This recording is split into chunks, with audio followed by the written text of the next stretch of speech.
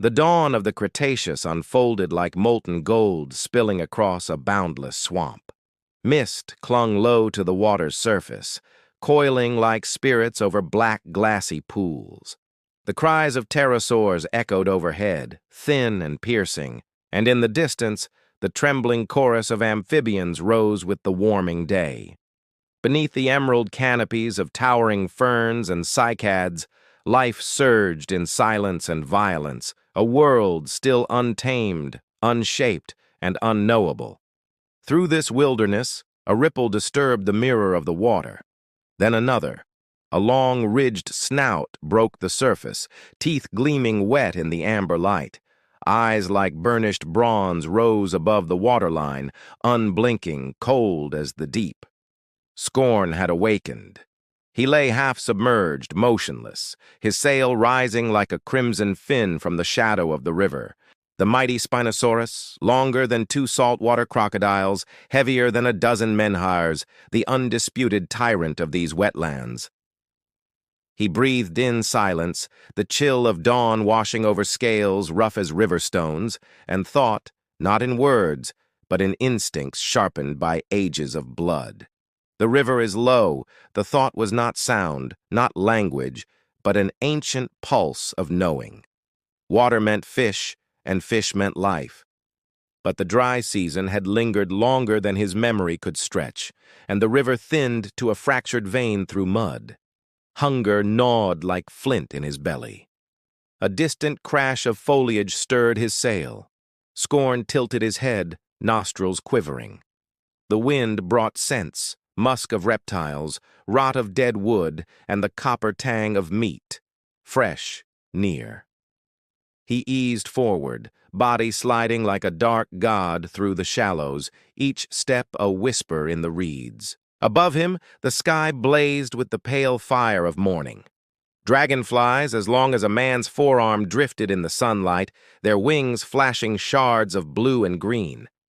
Somewhere, a giant turtle heaved itself onto a mud bank, dragging an age-old shell like a fortress.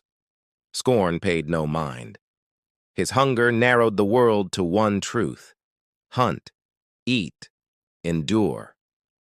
The scent grew stronger. He crept along a channel choked with lilies, his tail scything slow arcs through the water.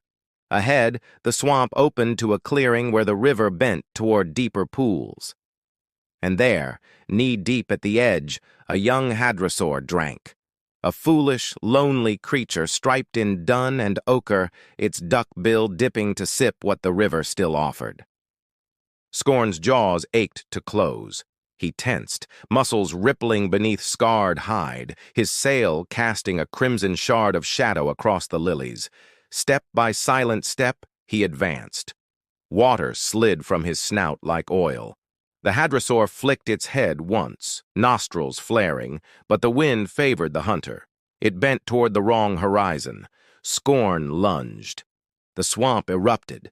Water exploded skyward, lilies torn to ribbons as the Spinosaurus surged from the shallows like a living tempest. His jaws closed on air.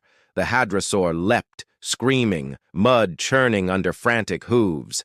It bolted into the reeds with a thunder of retreat. Skorn crashed after it, bellowing, the sound shaking the still morning like the cry of a fallen god. For 100 heartbeats he pursued, tail lashing, reeds bowing in waves before his charge.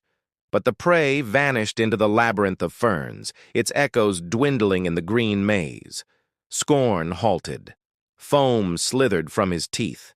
His chest heaved, flanks heaving with rage and hunger.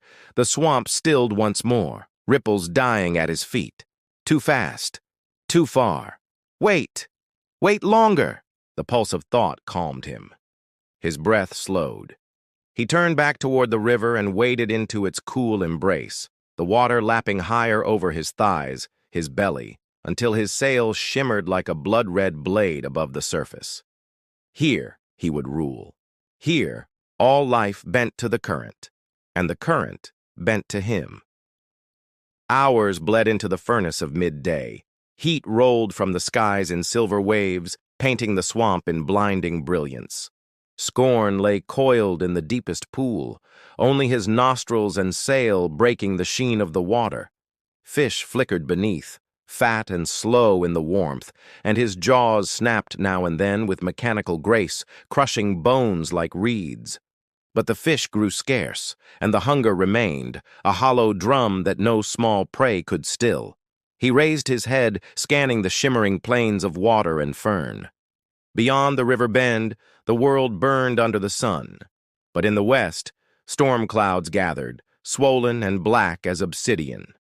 Lightning forked in silence, and the promise of rain lured him like a distant voice. The flood will come. With flood came fish, carcasses, chaos, a feast written in thunder.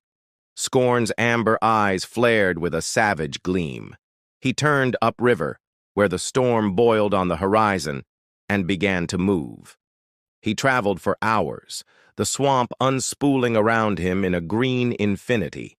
Herds of hadrosaurs lifted their heads as he passed, rumbling low warnings before melting into the reed-choked shadows.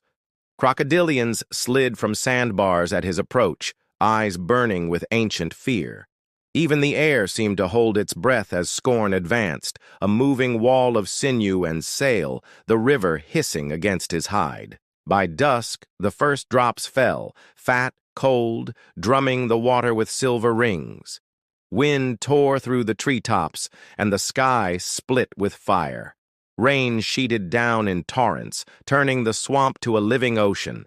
Skorn stood knee-deep at the confluence of two channels, the current writhing around his legs. His sail gleamed like molten iron in the stormlight. Then, motion. A shadow on the flood. A carcass, pale and bloated, whirling in the torrent. A juvenile iguanodon swept from some distant shore. Skorn roared, the sound drowned in the gale, and lunged. His jaws clamped the flesh with a crunch that split bone, and he tore, the taste of life flooding his throat. For long moments, there was no world beyond meat and hunger, the red work of survival in the drowning dark. Lightning carved the heavens to shards, and in each flash, Skorn loomed like the last titan of an ending age, crimson and gold blazing on his sail as he fed amid the fury of the flood. When the storm died, the swamp lay reborn. Rivers fattened to oceans, lakes to seas, and in their depths, prey teemed again. Skorn rose from the shallows at dawn, his belly heavy, his hunger stilled. Mist wreathed his sail like a crown as the sun broke, bleeding fire across a world remade. He stood in silence, water streaming from his flanks, and felt the old truth hum through his blood. Endure, rule, live. Around him life stirred, the chorus of frogs, the whisper of dragonflies, the distant rumble of herds. And above it all, the sky stretched eternal, blazing with the promise of days yet to come. Skorn turned toward the deep river and slipped once more into its dark embrace, a living shadow crowned with crimson light, vanishing in ripples that shimmered like molten gold. The Lord of the river had risen, and would rise again.